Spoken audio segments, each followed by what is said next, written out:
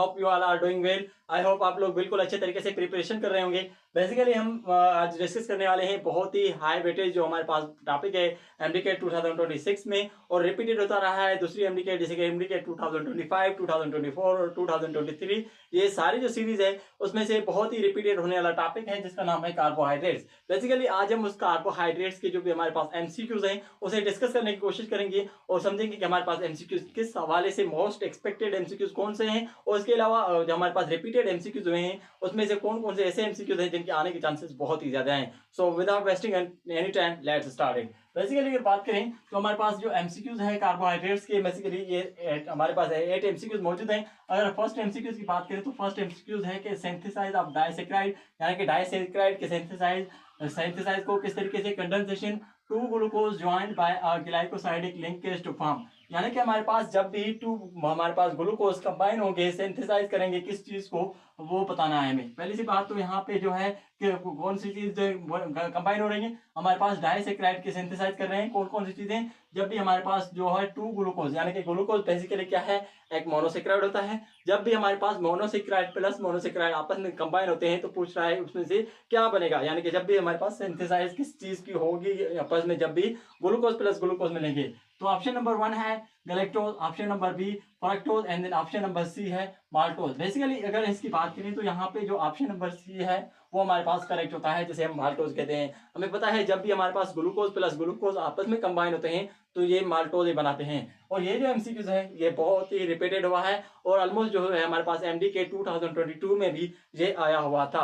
अगर इसकी बात करें जो हमारे पास सेकंड वन एमसीक्यूज है वो है कि मॉलिक्यूल्स ऑफ अमाइलोज, यानी कि अमाइलोज के जो मॉलिक्यूल्स हैं consist of unbranched chains of hundreds of glucose should joints together by, यानी कि हमारे पास जो अमाइलोज के जो भी मॉलिक्यूल होते हैं अगर वो तो अनब्रांच होते हैं, बेसिकली कंसिडर होते हैं। जब भी वो हमारे पास हंड्रेड्स ऑफ ग्लूकोज सब यूनिट्स के मिले हों आपस में तो वो कौन सी ब्रांच बनाते हैं, कौन सी ऐसी जो लिंकेज होती है वो बनाते हैं। हमारे पास वो लिंकेज बतानी है, उसके अलावा वो किसके थ्रू लिंकेज होते हैं वो चीज बतानी है। बेसिकली हमें पता है कि हमारे पास जो लिंकेज होती है अल्फा जो हमारे पास होता है हमारे पास जो कायरल कार्बन होता है इस हवाले से बताते हैं अल्फा और बीटा। और इसके अलावा जो दूसरी लिंकेज है जिसमें 1,4 और 1,6 जो होती है वो जो हमारे पास लिंकेज बतानी है। तो वह कह रहा है कि अमाइलोज जो है अमाइलोज में ऐसी कौन सी चेन मौजूद होती है। अगर इसके ऑप्शन की बात करें तो हमारे पास option number A 1,2 glycosidic linkage होती है, option number B 2,3 glycosidic linkage होती है, option number C 1,4 glycosidic linkage होती है। तो इसका जो करेक्ट आंसर है वो हमारे पास एमसीक्यू ऑप्शन है ऑप्शन नंबर सी है, क्योंकि हमें पता है कि हमारे पास जो अमाइलोज में जो हमारे पास ब्रांच होती है लिंकेज होती है वो 1,4 लिंकेज होती है जिसे हम अल्फा 1,4 कहते हैं। और इसके अलावा अमाइलोपेक्टिन वगैरह जो हमारे पास मौजूद थे तो वहाँ पे अलग ही ब्रांच होती है, मगर इसमें से अमाइलोज की बात करें तो अमाइलोज में बेसिकली जो ब्रांच होती है वो हमारे पास ग्लाइको 1,4 ग्लाइकोसाइडिक लिंकेज होती है। ठीक है, उसके अलावा अगर बात करें जो हमारे पास थर्ड एमसीक्यू कहता है कि which statement is true about regarding both starch and the cellulose, यानी कि ऐसा कौन सी स्टेटमेंट है, हमारे पास 2 से 3 स्टेटमेंट ऑप्शन तो गिवन है, वहां से हमें बतानी है कि ऐसी कौन सी जो एमसीक्यू जो ऑप्शन है वो करेक्ट है किसके लिए, दोनों के लिए, यानी कि स्टार्च और सेल्यूलोज बोथ के लिए कौन सी ऐसी चीज है, कौन सा ऐसा स्टेटमेंट है जो बिल्कुल करेक्ट है। वो स्टेटमेंट हमें बताना है। ऑप्शन नंबर ए में कहता है कि they are both polymers of glucose, यानी कि ग्लूकोज जो हमारे पास मौजूद है वो उसके दोनों वहां पे उसके पॉलीमर्स होते हैं। और उसके अलावा option number B they are geometric isomers of each other, यानी कि वो जियोमेट्रिकली आइसोमर्स होते हैं एक दूसरे के। और इसके अलावा ऑप्शन नंबर सी जो हमारे पास मौजूद है वो कहता है कि they can both be digested by human, यानी कि वो जो है दोनों डाइजेस्ट हो सकते हैं ह्यूमन थ्रू। तो फिर इसका जो करेक्ट आंसर है याद रखेंगे कि वहाँ पे जो होते हैं वो दोनों जो है, पहली सी बात तो पॉलीमर है, पॉलीमर यानी कि वो किस चीज के बने होते हैं, ग्लूकोज के बने होते हैं। तो फिर ऑप्शन नंबर हमारे पास जो ए है वो बिल्कुल करेक्ट है।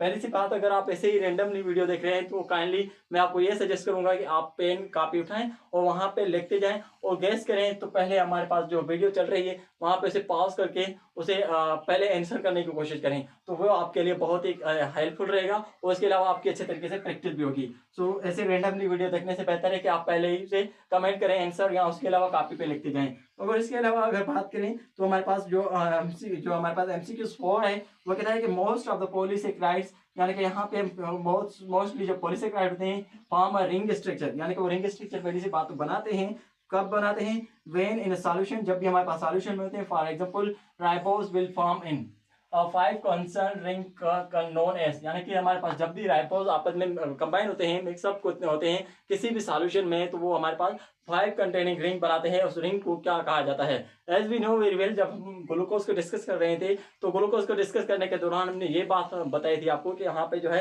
ग्लूकोज पहले सी बात तो एक रेंडमली ओपन चेन में खुला हुआ होता है जब हमारे पास वो सॉलिड स्ट्रक्चर में होता है, जब वो किसी सॉल्यूशन में मिक्सअप नहीं होता। और जब भी मिक्सअप होता है तो वो हमारे पास रिंग फॉर्म कर देता है। ऐसे ही कह रहा है कि यहाँ पे जो है राइबोज जो है, राइबोज अगर किसी भी सॉल्यूशन में मिक्सअप किया गया है तो वो फिर 5 कंसर्न रिंग बनाता है। तो फिर उस रिंग को क्या कहा जाता है या उसको क्या कहा जाएगा, उसे किस तरीके से जाना जाएगा? तो ऑप्शन नंबर ए हमारे पास मौजूद है ग्लाइकोपेरिनोस, और इसके अलावा ऑप्शन नंबर बी एक्टिनअल्डिहाइड, और ऑप्शन नंबर सी जो हमारे पास मौजूद है वो है राइबोफ्यूरिनोस। अभी राइबोफ्यूरिनोस जो हमारे पास मौजूद है वो बिल्कुल करेक्ट है, यानी कि ऑप्शन नंबर सी हमारे पास जो होगा वो दुरुस्त होगा। यानी कि हमें पता है कि यहाँ पे जो है राइबोफ्यूरिनोस जो हमारे पास जो है वो करेक्ट है। हमें पता है कि राइबोज होता है, राइबोज यानी कि 5 कंटेनिंग रिंग बनाता है, यानी कि जब भी हम उसे सॉल्यूशन में करते हैं तो सॉल्यूशन में रखने के बाद वो जो हमारे पास जो 5 रिंग्स बनाता है, उसके अलावा जो उसे जो जाना जाता है वो राइबोफ्यूरिनोस के तौर पे जाना जाता है। और इसके अलावा हमारे पास जो एमसीक्यू नंबर 5 है, एमसीक्यू नंबर 5 में कह रहा है कि द टाइप ऑफ कार्बोहाइड्रेट, कौन सा ऐसा टाइप होता है कार्बोहाइड्रेट्स का जो कि made up of 6 to 10 monosaccharides which are comparably less sweet in taste and less soluble in water, यानी कि कौन सा ऐसा कार्बोहाइड्रेट्स है जो कि 6 to 10 मोनोसेक्राइड का बना हुआ होता है, और उसके अलावा जो टेस्ट होती है वो टेस्ट होती है लेस स्वीट इन टेस्ट होता है, यानी कि वो इतना ज्यादा मीठा नहीं होता, और इसके अलावा लेस सॉल्युबल इन वाटर होता है, यानी कि सॉल्युबल होता है वाटर में भी। इसके लिए मैं आपको एक ट्रिक बताता चलूं कि वहाँ पे आपको इस तरीके से कैसे मालूम करना है। बेसिकली हम जब मोनोसेक्राइड की बात कर रहे थे, मोनोसेक्राइड के बारे में हम कह रहे थे कि वो जो है एक ही सेक्राइड का बना हुआ होगा, यानी कि जो मालिक्यूल होगा सेक्राइड का, शुगर का मालिक्यूल होगा वो एक होगा। और इसके अलावा ओलिगो की बात कर रहे थे तो ओलिगो हम कह रहे थे ओलिगो 2 से स्टार्ट होता है 10 तक, अगर 10 तक वही चल रहा है तो फिर वो ओलिगो होगा, यानी कि 10 से अगर बढ़ गया, 10 से अगर बढ़ गया तो वहां पे क्या हो जाएगा? पॉलीसेक्राइड होगा, यानी कि फिर उसमें वो 11 हो गया, 100 हो गया, उसके अलावा थाउजेंड्स हो गया, यानी कि वो 1000 तक भी इंक्रीज हो सकते हैं। इसके अलावा यहाँ पे इसका नंबर गिवन है, नंबर हमारे पास मौजूद है वो 6 और 10 मौजूद है। अब इसमें से 6 और 10 में से हम मालूम कर सकते हैं कि हमारे पास वो जो होगा वो ओलिगोसेक्राइड होगा। अब इसके ऑप्शन की बात करें तो ऑप्शन नंबर ए हमारे पास मौजूद है स्टार्च, ऑप्शन नंबर बी जो मौजूद है वो कह रहा है oligosaccharide, and option number C cellulose. Basically starch and cellulose बहुत पॉलीसेक्राइड में ये चीज पता है कि वहां हमारे पास पॉलीसेक्राइड है। तो फिर पॉलीसेक्राइड हम किसे कह रहे हैं? पॉलीसेक्राइड हम उसे कह रहे हैं जो कि 11 यानी कि 11, 12, 13, 14 यानी कि 100 to 1000 तक बने हुए हो, हम इसे पॉलीसेक्राइड कह रहे हैं। मगर यहाँ पे जो करेक्ट आंसर हमारे पास मौजूद है वो ऑप्शन नंबर बी ओलिगोसेक्राइड मौजूद होता है। ओके, देन इसके अलावा जो मोस्ट रिपीटेड एमसीक्यूज हमारे पास मौजूद है वो एमसीक्यूज ये 6 नंबर पे एमसीक्यूज होता है। अब अक्सर तौर पे आपको पूछा जाता है कि at least how many saccharides units must be present in a polysaccharide, यानी कि जो हमारे पास पॉलीसेक्राइड होता है उसमें कितने मोनोसेक्राइड्स होने चाहिए, यानी कि सेक्राइड्स के कौन से और कितने नंबर्स में जो यूनिट्स हैं वो शामिल हो जो वो पॉलीसेक्राइड्स बना सकते हैं। बेसिकली हमने अभी अभी डिस्कस किया कि उसमें से 11 से ज्यादा हो, फिर 11 हो, 100 में हो, 1000 में हो, उसी से ज्यादा हो। अगर कम है तो हमारे पास ओलिगोसेक्राइड, अगर एक है तो हमारे पास वो मोनोसेक्राइड बन जाता है। इसी का जो ऑप्शन होना चाहिए वो तो हमारे पास 11 होना चाहिए, 11 से ज्यादा हो तो फिर भी चलेगा। अगर इसकी बात करें तो ऑप्शन नंबर 1 हमारे पास पहले 11 मौजूद है, ऑप्शन नंबर बी 10 जो नहीं होगा, उसके अलावा ऑप्शन नंबर सी और ऑप्शन नंबर बी जो हमारे पास आते हैं वो ओलिगोसेक्राइड में आते हैं, क्योंकि ऑप्शन नंबर बी में 10 मौजूद है, उसके अलावा ऑप्शन नंबर सी में 9 मौजूद है। तो फिर इस हवाले से इसका जो करेक्ट आंसर होगा वो ऑप्शन नंबर ए होगा जो कि हमारे पास 11 मौजूद है।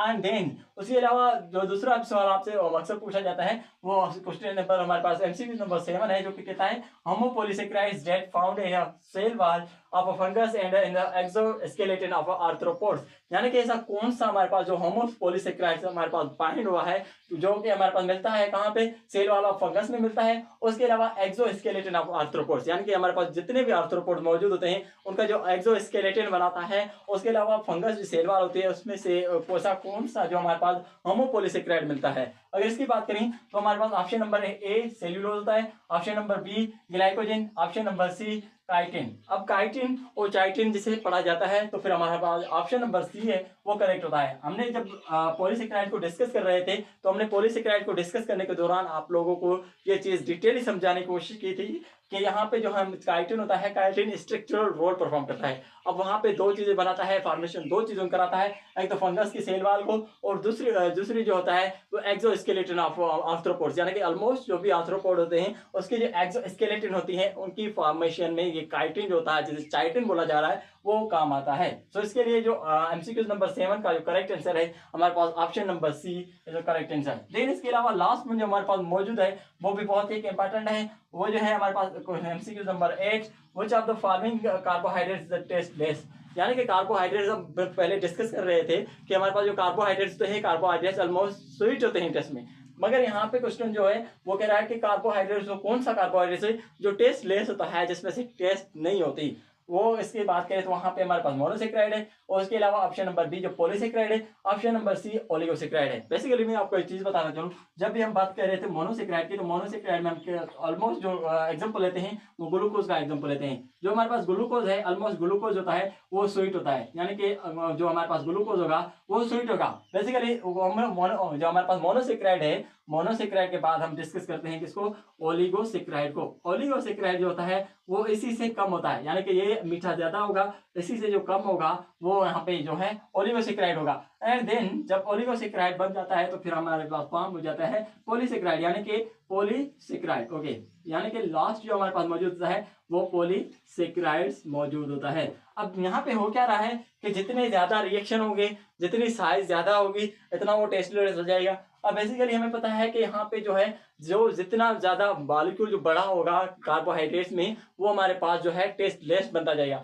अब यहाँ पे जो ग्लूकोज है, ग्लूकोज छोटा सा मॉलिक्यूल है, एक ही सेक्राइड से बना हुआ है, यानी कि एक शुगर मॉलिक्यूल उसमें शामिल है, उसके अलावा उसमें से स्वीट ज्यादा है। और जब हमारे पास 2 मॉलिक्यूल बने, 3 मॉलिक्यूल बने, आपस में 10 मॉलिक्यूल तक बने, तो उसकी जो स्वीटनेस थी वो स्वीटनेस धीरे धीरे कम होना शुरू हो गई। उसके अलावा अगर उसके बात करें तो हमारे पास पॉलीसेक्राइड है, पॉलीसेक्राइड में ऑलमोस्ट जो होती है वो रिएक्शन ज्यादा होते हैं, क्योंकि इसमें से कभी हंड्रेड्स में मिलते हैं, कभी 1000 में मिलते हैं, तो उसमें से कंडेंसेशन प्रोसेस होता है बहुत ही ज्यादा होता है, वाटर लॉसिंग वगैरह होती है, तो फिर इस हवाले से वो जो है अपनी प्रॉपर्टीज चेंज कर लेता है, तो फिर वो जो है स्वीट लेस बन जाता है। तो इसका जो हमारे पास एमसीक्यू नंबर 8 मौजूद है, उसका जो करेक्ट आंसर होता है वो पॉलीसेक्राइड्स मौजूद होता है।